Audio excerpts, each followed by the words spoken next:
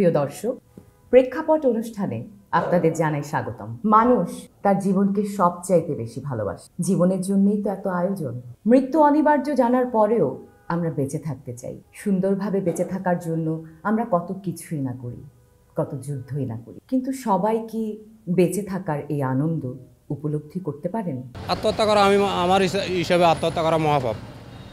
আত্মহত্যা কেন করবে?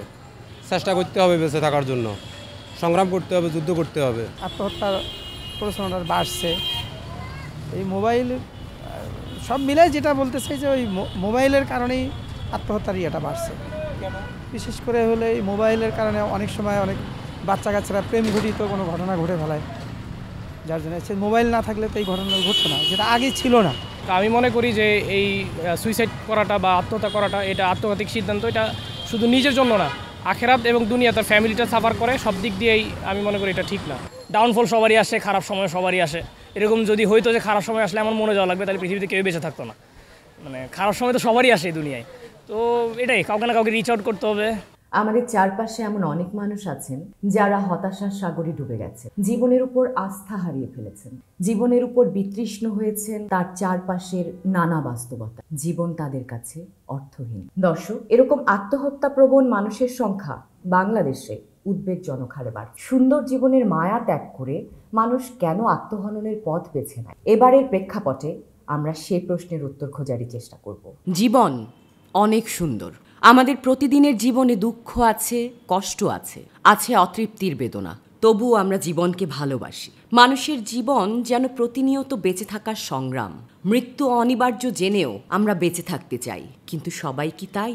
যে বাংলাদেশে প্রতি বছর আত্মহত্যা করার মানুষের সংখ্যা বাড়ছে। আমরা লাস্ট যেই গবেষণাটা দেখেছি 2022-এ, সেখানেও প্রায় 15,000-এরও বেশি মানুষ, গড়ে বলা যায় যে প্রতি মাসেই 1200, মানে 1000-এর উপরে মানুষ আত্মহত্যা করছে।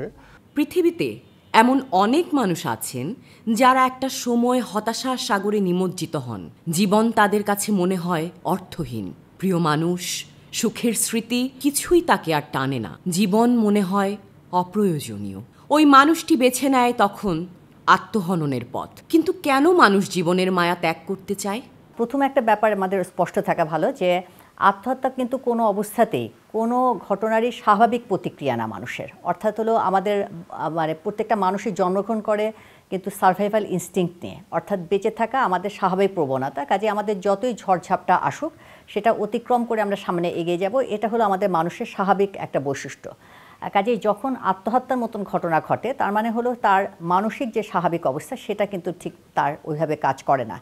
বিশ্ব স্বাস্থ্য সংস্থার তথ্য বলছে, সারা বিশ্বে প্রতি বছর প্রায় 7,27,000 মানুষ আত্মহত্যার পথ বেছে নেন এবং এদের অধিকাংশই নিম্ন ও মধ্যম আয়ের দেশের নাগরিক।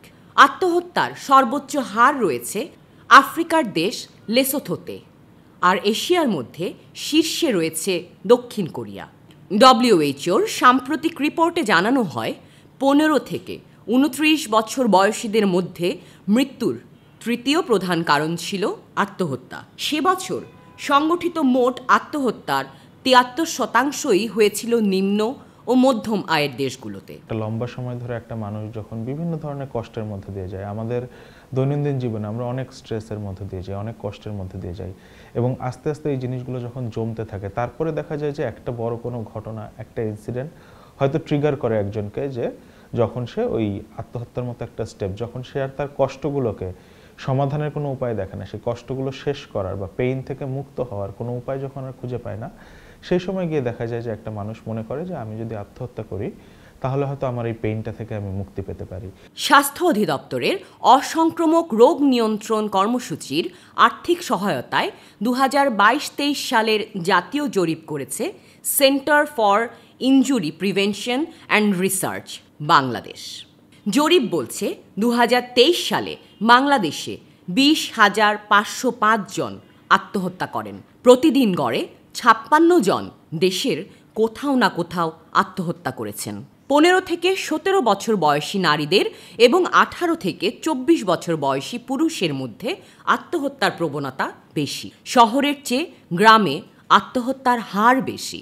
আত্মহত্যা সবচেয়ে বেশি দেখা গেছে বেকারদের মধ্যে। দেখা যাচ্ছে যে যারা যুবক এবং যুবতী অর্থাৎ ধরেন তরুণ তরুণী আফটার ম্যারেজ লাইফ তারা বেশি আত্মহত্যা করে, এবং এরপরে যে সংখ্যাটা সেটা হচ্ছে বিশ্ববিদ্যালয়ের শিক্ষার্থী লেভেলে যারা আছে অর্থাৎ 18 থেকে 25 বা 30 বছর এই বয়সী মানুষগুলো বেশি আত্মহত্যা করে। এবং এদের আত্মহত্যার পিছনের কারণগুলো হচ্ছে সবচেয়ে বড় যে কারণ সেটা হচ্ছে রোমান্টিক রিলেশনশিপের ক্ষেত্রে জন্য তারা আত্মহত্যা করে, এবং এটা খুব মারাত্মকভাবে।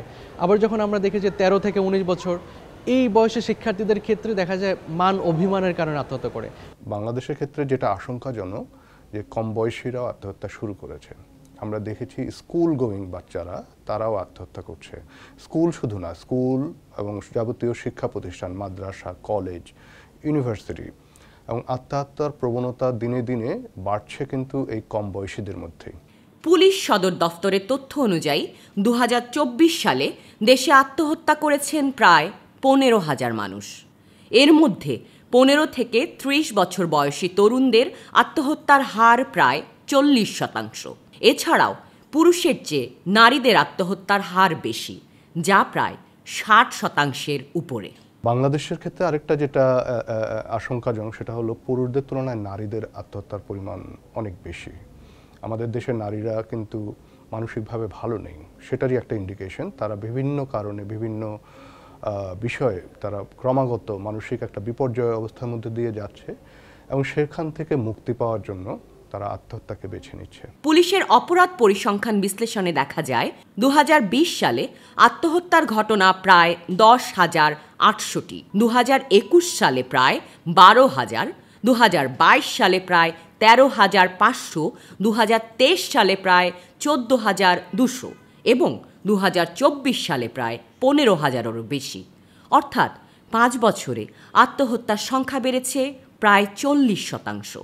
স্বাস্থ্য মন্ত্রণালয়ের স্বাস্থ্য বিষয়ক হেল্পলাইন 333 এবং স্বাস্থ্য অধিদপ্তরের মানসিক স্বাস্থ্য হটলাইনে গত 1 বছরে কল বেড়েছে দ্বিগুণেরও বেশি। 2023 সালে যেখানে প্রায় 18,000 কল রেকর্ড হয়েছিল, সেখানে 2024 সালে তা দাঁড়িয়েছে প্রায় 38,000-এরও বেশি। এই পর্যন্ত আমরা প্রায় 60,000-এর উপরে কল রিসিভ করেছি, এবং আমরা এই মানুষদেরকে আমাদের সার্ভিসটা দিতে পেরেছি বিভিন্ন সময়। যারা আসলে খুব বেশি ইন্ট্রোভার্ট, কারোর সাথে মিশে না, বিচ্ছিন্নভাবে মানে সোসাইটিতে বিচ্ছিন্নভাবে থাকে, তাদের মধ্যে কিন্তু একটু হলেও আমি বলবো ঝুঁকিটা বেশি। ঝুঁকি বেশি এজন্যই যেহেতু সোসাইটির সাথে সংশ্লিষ্টতার জায়গাটা কম, কাজেই তারা হয়তো বা একটা দুইটা বিষয়ের সাথেই হয়তো ইনভলভ, হয়তোবা যে ছেলেটা বা মেয়েটা খালি পড়ালেখাই করছে, আর কিছু করছে না। কিন্তু একটা 14-15 বছরের মেয়ে বা ছেলের যে পড়ালেখার বাইরে কিন্তু আরও বেশ কতগুলো ফ্যাকাল্টি তার ডেভেলপ করার কথা, যেমন তার বন্ধুত্বের সময় হবে, যে সময় তারা একটা পিয়ার গ্রুপ থাকবে, তার একটা কমিউনিটির সাথে বিলং করবে, তার নানা রকমের অন্যান্য যে ক্যাপাবিলিটি, তার যে দায়িত্বশীলতা, তার বয়স অনুপাতে তার নানা রকমের দায়িত্ব, তার পরিবারের সাথে বা তার সোসাইটির সাথে যে এই যে নানা রকমের ভাবে তার সংশ্লিষ্ট হওয়ার কথা, দেখা যাচ্ছে সেটা তার হচ্ছে না। তার পড়ালেখা ছাড়া কিন্তু আর কোনো কিছু নেই। এই ছেলেটা বা মেয়েটা যখন হলো পড়ালেখাতে কোনো একটা রেজাল্টটা তার ঠিকমতো করে করতে পারছে না বা খারাপ করছে, সেটা কিন্তু অনেক ক্ষেত্রে সে কোপ আপ করতে নাও পারতে পারে। জীবনের মায়া ত্যাগ করা কি এতই সহজ? একটু ভাবতে থাকুন, ততক্ষণে আমরা আবার ফিরে আসছি। ঢাকা মেডিকেল কলেজে জরুরি বিভাগ। অ্যাম্বুলেন্সের ভেতরে স্ট্রেচারে শুয়ে ছটফট করছে এক প্রাণ। প্রিয় মানুষগুলোর বুক ফাটা আর্তনাদ আর আহাজারি। জীবন বাঁচানোর চেষ্টায় এক হাসপাতাল থেকে আরেক হাসপাতালে ছুটে চলা। স্ট্রেচারে শুয়ে আত্মহত্যার চেষ্টা করা এই যুবক কি দেখছে তার বাবার এই চিৎকার, এই কান্না?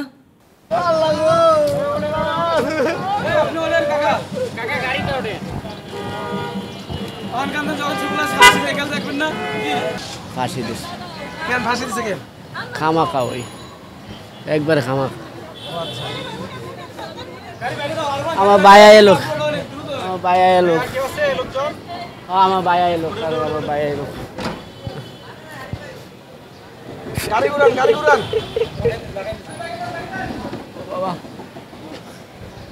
আমরা জানি যে বাংলাদেশের সুইসাইডটা ক্রাইম। সো এই সুইসাইডটা ক্রাইম এই জন্য দেখা যায় যারা সুইসাইডের চেষ্টা করেছে একটা সময়, পরবর্তীতে তারা হসপিটালে যখন যায় তখন প্রপার চিকিৎসাটা পায় না। এবং এমনও হয়েছে যে আমার খুবই ক্লোজ এক বড় ভাই বলেছেন যে তার একজন রিলেটিভস সে সুইসাইড করতে গিয়েছিল, করতে পারে নাই, পরবর্তীতে ঢাকা মেডিকেলে নিয়ে আসা হয়েছিল। এদিকে পুলিশ বাহিরে তাকে দাঁড়িয়ে আছে, যেহেতু এটা পুলিশ কেস, সুতরাং সে বাইরে পুলিশ পাহারা দিচ্ছিল। ইন দ্য মিডটাইম সে যখন টের পেল যে পুলিশ কেস, সুতরাং সে চিকিৎসা প্রপারলি না নিয়ে সে হসপিটাল থেকে পালিয়ে গেছে। এই আইনগুলো করা হয়েছিল আত্মহত্যা প্রতিরোধের জন্য। বাস্তবে যেটা হচ্ছে এই আইনের আত্মহত্যা প্রতিরোধ হচ্ছে না, আত্মহত্যার রেট দিনে দিনে বাড়ছেই। তো সেই দিক থেকে আমি বলি এই যে ধারাগুলো আছে, দুটো ধারা, একটা হলো আত্মহত্যা যিনি করার চেষ্টা করেছেন তাকে অপরাধী, আর আরেকটা হলো আত্মহত্যা প্ররোচনা করার জন্য।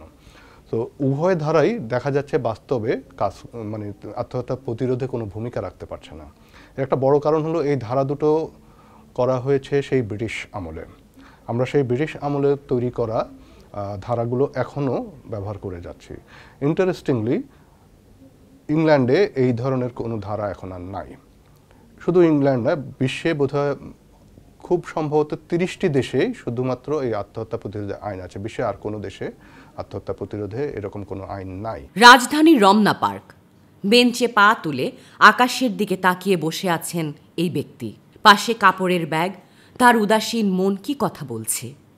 একাকিত্বে থাকা মানুষের পাথর চাপা কষ্ট কজন শুনতে পায়, নাকি প্রকৃতি তার আপন হয়ে যায়।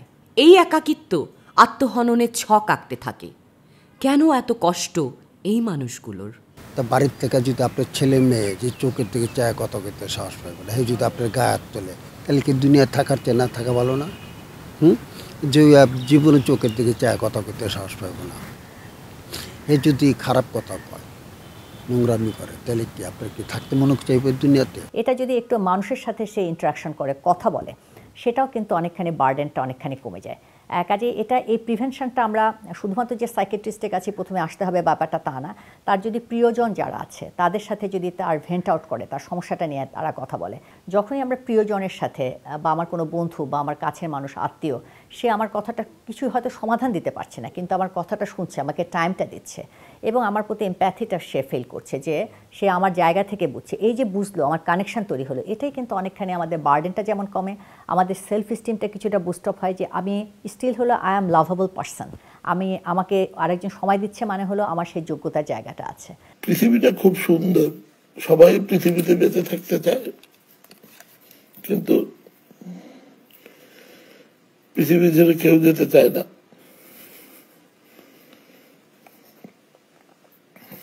তারপরও চলে যেতে হয়। হয়তো আমি আরো 2 দিন পরে যেতাম, সেটা হয়তো 2 দিন আগে যাচ্ছে। ফেসবুক লাইভে এসে এসব কথাই বলে নিজের পিস্তলের গুলিতে আত্মহত্যা করেছেন চিত্রনায়ক রিয়াজের শ্বশুর আবু মহসিন খান। রাজধানীর ধানমন্ডির এই ভবনেই ঘটে নির্মম এই ঘটনাটি। রামপুরান মেরাদিয়া মাতুব্বর বাড়ির নির্মাণাধীন এই ভবনের 6 তলা থেকে পড়ে মৃত্যু ঘটে একজন শ্রমিকের, যা এখানকার দায়িত্বে থাকা ব্যক্তিরা বলছে দুর্ঘটনা। এটা কি দুর্ঘটনা নাকি আত্মহত্যা? এখন যদি 6 তলাকে কাজ না করতো, কেউ ছিল না, তাহলে সেটা পড়ে গেছে, কেউ জানে না, সেটা আমরা তো তাকে পড়ে গেছে দেখছি কাজ করতেছে এর মধ্যে এরকম করে। যেমন সবাই তো সেফটি বেল ইউজ করে, সে তো ফোরম্যান নর্মালি সে দেখাই দেখে এই করো এই সে হয়তো ধরেন না ফোন আসছে, কথা বলতে বলতে বিমি দিয়ে হাঁটা, আমরা তো শুনে অবাক, ওরা দেখতে নেই বিমি দেখা ছিল হঠাৎ করে।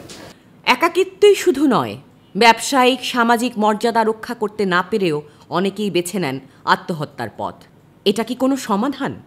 যারা আত্মহত্যার মাধ্যমে মানে সলিউশনটা খুঁজে নিচ্ছে, অনেক সময় দেখা যাচ্ছে যে সম্পর্কজনিত জটিলতা, সেটা হয়তো রোমান্টিক সম্পর্কের বিষয় হতে পারে, এটা স্বামী এবং স্ত্রী হাজব্যান্ড ওয়াইফের মধ্যে কনফ্লিক্ট, বিভিন্ন দ্বন্দ্বর কারণে হতে পারে, ডোমেস্টিক ভায়োলেন্সের কারণে হতে পারে, ডিপ্রাইভেশন অফ রাইট মানে অধিকার বঞ্চিত হওয়ার কারণে হতে পারে। সো অনেকগুলো কারণ এখানে ঘটতে পারে, যেটা এই বয়সী যুবক বা তরুণ তরুণীদের আত্মহত্যার পথের দিকে নিয়ে যাচ্ছে। গত 1 বছর ব্যবসায় মন্দা কাটাতে পারছেন না রাজধানীর চকবাজার এলাকার কাপড় ব্যবসায়ী আরিফ হোসেন। কর্মচারীর বেতন, দোকান ভাড়া সব মিলিয়ে নিজেকে সচল রাখাটা কষ্টের। তবুও তার বেঁচে থাকা, সংগ্রাম করে সফল হওয়ার চেষ্টা প্রতিদিনের। বিগত 1 বছরের অবস্থায় আমাদের ব্যবসা এরকম চলতেছে। এখন যদি না চালাতে লাস্টে দোকানপাট ছাইরা দিতে হবে আমাদের। এই ফ্যামিলির একটা কোনো ক্ষতি হবে, হয়তো আমার বাড়ি ঘর একটা সম্পদ বেচা ব্যবসা চালাইতে হবে, এছাড়া আর উপায় নাই কা। আর এতে মানুষ অনেক সময় হতাশাগ্রস্ত হতে হয়, হতাশাগ্রস্ত হয়ে গেলেই দেখা যায় ওই আপনার অ্যাক্সিডেন্ট হয়, ঘটনা আত্মহত্যার নেয় কিংবা যে কোনো একটা দুর্ঘটনায় পতিত হয়ে যায়। রাজধানী ড্যামরার আমান সিটি মুসলিম নগর এলাকার পথে প্রেক্ষাপট। এ ভবনের 7 তলায় ভাড়া থাকতেন 21 বছর বয়সী নিলয়। প্রেমে ব্যর্থ হয়ে জীবনের ইতি টানে গলায় ফাঁস দিয়ে। মারা সাইডে শোনার আমি দেখিনি, কিন্তু শুনে এখানে আত্মহত্যা করছে, প্রেম করে বিয়ে করছে। আমরা এখন শারীরিক স্বাস্থ্যকে যত গুরুত্ব দিচ্ছি, শারীরিক স্বাস্থ্য নিয়ে আমরা একটা হেলদি লাইফস্টাইল ফলো করাকে আমরা যতটা গুরুত্ব দিচ্ছি, মেন্টাল হেলথ নিয়ে এই হেলদি লাইফস্টাইলের গুরুত্ব বা একটা হেলদি অ্যাপ্রোচ, এই গুরুত্বটাকে এই জিনিসটা কিন্তু এভাবে গুরুত্ব দেওয়া হয় না। আপনি একটা হেলদি লাইফ শুরু করতে চান, আপনি আজকে জিম জয়েন করলেন, সে ফর এক্সাম্পল, আপনাকে যতটা এনকারেজ করা হবে, যতটা পজিটিভলি দেওয়া হবে, আপনি কি মেন্টাল হেলথের জন্য যদি একজন কাউন্সিলরের কাছে, একজন থেরাপিস্টের কাছে যাওয়া শুরু করেন, আপনি কি এই একই পজিটিভিটিটা পাবেন আপনার ফ্যামিলি, ফ্রেন্ডস বা আপনার আশেপাশের মানুষ থেকে? শিক্ষা জীবনে ব্যর্থতায় কেন আত্মহত্যা করতে হবে? 14 বছরের 8ম শ্রেণীর কিশোরী সামিয়া আক্তার কেন বেছে নিলেন আত্মহননের পথ? আল্লাহ রাস্তা ছাইরা দিছি, তখন আমি কিছু দেখে নাই, আল্লাহ দেখছে, একমাত্র আল্লাহ তাআলাই দেখছে ওর সাথে কি হয়েছে। আমার মেয়ে রাস্তাঘাটে হাঁটে চলে, এমন একটা কেউ তো কমপ্লেন করতে পারলো না, তাহলে আমি কীভাবে কোনো জায়গায় কারোর সাথে সম্পর্ক আছে? কেউ তো আমার কমপ্লেন করে নাই যে আপনার মেয়েরা অমুকে ডিস্টার্ব করে, অমুকে কিছু করে, আমি কী কমু কোন? একটা বাচ্চা যখন বেড়ে ওঠার সময় এটা কিন্তু তার রাইট, সে খেলবে এবং খেলাধুলার মাধ্যমে তার প্রবলেম সলভিং অ্যাবিলিটিগুলো তৈরি হবে, যেটা আমরা সমস্যা সমাধানের দক্ষতা বলি বা জীবন দক্ষতা বলি।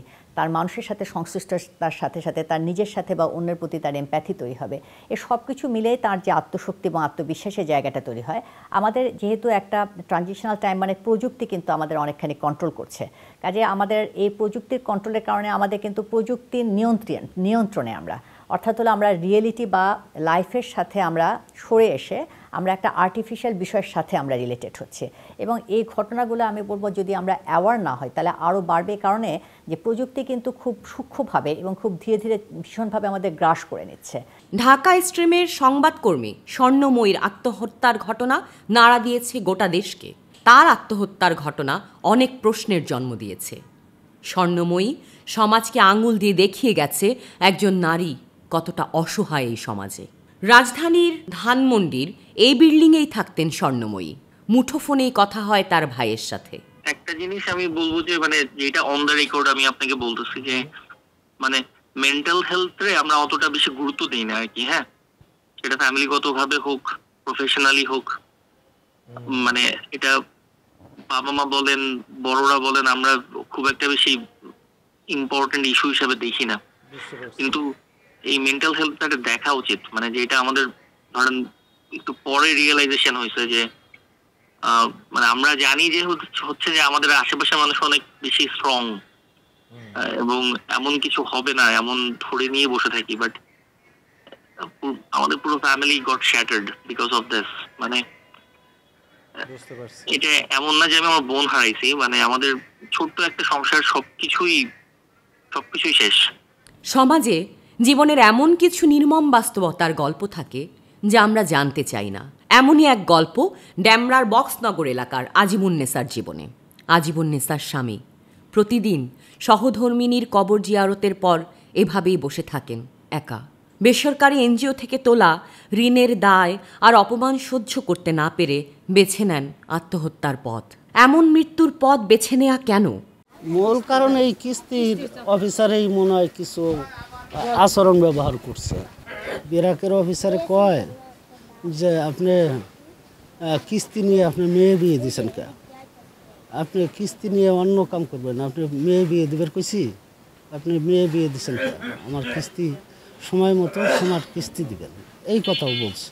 অনেক দুর্ব্যবহার করছে, হেরা অনেক গালাগালি করছে, লজ্জায় মরতে পারস না, মরলে 10,000 টাকা দিব কাপড় দপন করার, তুই মরস না কে, না মরলে কাল সকালে তোরে বাইন্দা নিব, এই কারণেই মারা গেছে। ইদানিং হচ্ছে কৃষকদের মাঝে আত্মহত্যার হারটা বেড়ে গেছে। কৃষকদের মাঝে আত্মহত্যার হার বেড়ে যাওয়ার অন্যতম কারণ হচ্ছে সে যখন ঋণটা নেয় বা লোনটা নেয়, সে লোনটা সে পরিশোধ করতে পারে না ঠিকমতো। সো এই যে ঠিকমতো পরিশোধ করতে না পারার কারণে বিভিন্ন ধরনের ক্যাচাল তৈরি হয়। ক্যাচালগুলো হচ্ছে তার ওখানে ব্যাংকাররা যায়, তার বাসায় ব্যাংকাররা যায়, তার বাসায় এনজিও কর্মীরা যায়, সে তখন এটাকে ইগোতে একটা আঘাত লাগা হিসেবে নেয়, বা সে মনে করে যে আমি সামাজিকভাবে হেয় প্রতিপন্ন হচ্ছি, সুতরাং আমি আত্মহত্যা করি। চিন্তার বিরতির জন্য আবারও আমরা একটুখানি সময় নিলাম। প্রতিটি কষ্টের এরকম মৃত্যুর পেছনে থাকে না বলা অনেক কথা, কিন্তু এই অভিমান, এই আত্মহনন কোনো সমাধান নয়। আমি সবাইকে বলি, যদি আপনাদের মনে হয় যে আপনারা নিজেদেরকে এখন অনেক চেষ্টা করেছেন, তারপরও সামহাও কাটিয়ে উঠতে পারছেন না হতাশা, ডিপ্রেশন, এভরিডে যতই মানুষ থাকুক নিজেকে একা মনে হচ্ছে, গো সিক ফর হেল্প, মানে থেরাপি নেন, কথা বলেন কারোর সাথে, হয়তো বা থেরাপিস্টের কাছে যদি না যেতে চান আপনার কাছে বন্ধুটার কাছে কথা বলেন, বা এমন কারোর কাছে বলেন যে মানুষটা শুনবে আপনার কথা, জাস্ট মন খুলে কথা বলেন। জীবনটা কত মূল্যবান তা কি বুঝতে পারে আত্মহত্যার পথ বেছে নেয়া এই মানুষগুলো? যখন সে মনে করে যে সে আর জীবন যুদ্ধে সে নিজেকে তাল মেলাতে পারছে না, অথবা জীবন যাপন তার জন্য কষ্টকর হয়ে যাচ্ছে, তখন সে এই পথটা বেছে নেয়। এবং আমি যেটা বললাম যে এটা একটা অসুখ, আসলে যে এই অসুখটা যদি প্রথম দিকে ধরা পড়ে তাহলে সেটা সুস্থ হতে পারে সে। ঢাকা বিশ্ববিদ্যালয়, এখানে দেশের মেধাবী শিক্ষার্থীরা ভর্তি হবার সুযোগ পান। শিক্ষা জীবনের প্রতিকূলতার চ্যালেঞ্জ হাতে নিয়ে সফল হতে তাদের ছুটে চলা। সমাজবিজ্ঞান অনুষদের সিঁড়িতে একদল শিক্ষার্থীর আড্ডা, হাসি, আনন্দ আর নিজেদের ভালো লাগা মুহূর্ত ফ্রেমে বন্দি করছে কেউ কেউ। তাদের স্বপ্ন জীবনকে এগিয়ে নিয়ে যাওয়া জীবনের নিয়মেই।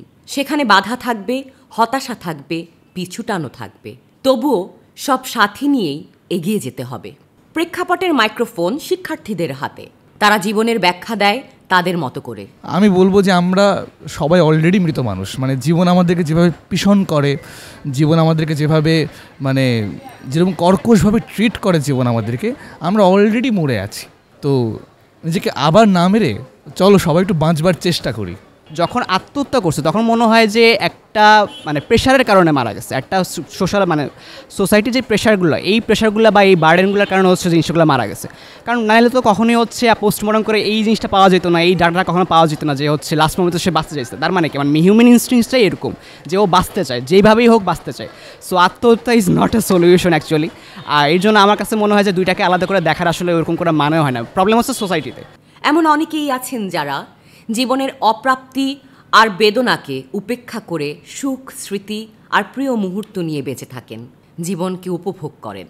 তেমনি একজন প্রবীণ দম্পতি শান্তিরঞ্জন মণ্ডল ও নমিতা রানী মণ্ডল।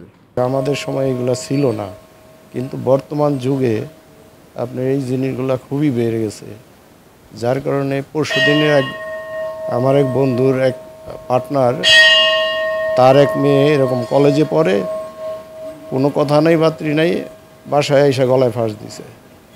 তো এইগুলা শুই না আমরা খুব দুঃখিত হইলাম। এই আবেগগুলো তো এরা বুঝে না, পরে না না মূলত এগুলা ঠিক তো কোনোভাবেই না।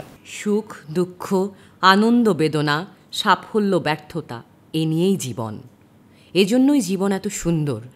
তাই হতাশার চাদর থেকে বেরিয়ে আসতে হবে। আত্মহত্যা কখনোই কোনো সমাধান নয়। নাজুক অবস্থার মধ্যে দিয়ে যাচ্ছে, নাজুক মানসিক অবস্থার মধ্যে দিয়ে যাচ্ছে, কাজেই আমাদের নাজুক মানসিক অবস্থাটাকেই তাকে হেল্প করা উচিত। মানুষ পৃথিবীতে যে জন্মেছে, মানে এটা প্রাকৃতিকভাবেই সে জন্মেছে ফাইটার হিসেবে। ফাইটারটাকে যখন শীত লাগে সে গরম কাপড় পরে, আবার যখন গরম লাগে সে ঠান্ডা বাতাস খোঁজে। তার মানে সে কিন্তু ফাইটার, তাকে হাত দিয়ে খেতে হয়, কর্ম করে খেতে হয়। তো এই যে যোদ্ধা মানসিকতাটা বজায় রাখা, যে নানান ধরনের প্রতিকূলতা হবে, ঝড়ে ভেঙে যায়, বাড়ি ভেঙে যায়, সেই লোক অন্য জায়গায় যে বাড়ি করে, নদীতে বাড়ি ভেঙে যায়, পার ভেঙে যায়, সব ভেঙে যায়, সে অন্যত যে বাড়ি করে। আত্মহত্যাকে না বলুন, সরকারিভাবে এটাকে স্বীকৃতি দিতে হবে যে এটা একটা জাতীয় সমস্যা। কারণ আমরা কিন্তু আত্মহত্যা যারা করছে তাদের মাধ্যমে দেশের একটা প্রতিশ্রুতিশীল জনগোষ্ঠীকে হারাচ্ছি, এবং এই জনগোষ্ঠীকে যদি না হারাতে চাই সরকারের পক্ষ থেকে প্রথমেই এটা বিষয়টা নিশ্চিত করতে হবে যে প্রতিটি আত্মহত্যা প্রতিরোধ করা সম্ভব, এবং সেই উদ্যোগে ব্যবস্থা নিতে হবে। বুদ্ধিমান, সাহসী মানুষ কখনো এই পথে পা বাড়ায় না। আপনার সাহস এবং মনোবল যে কোনো কঠিন পরিস্থিতি সামলে নিতে পারে। আত্মহত্যার মতো কঠিন এবং বাজে একটি সিদ্ধান্ত নেওয়ার আগে অবশ্যই নিজের সেরা মুহূর্তগুলোর কথা একবার ভাবুন, নিজের প্রাপ্তিগুলোর কথা একবার ভাবুন, ভাবুন আপনার প্রিয় মানুষগুলোর কথা, তাদের সাথে কাটানো আপনার প্রিয় সময়গুলোর কথা। মনে রাখবেন, আত্মহত্যা ভীরু মানুষের কাজ, বোকা মানুষের কাজ। আপনি কি ভীরু মানুষ হতে চান কিংবা বোকা? আজ এ পর্যন্তই। সকলে সুস্থ থাকবেন, নিরাপদ থাকবেন।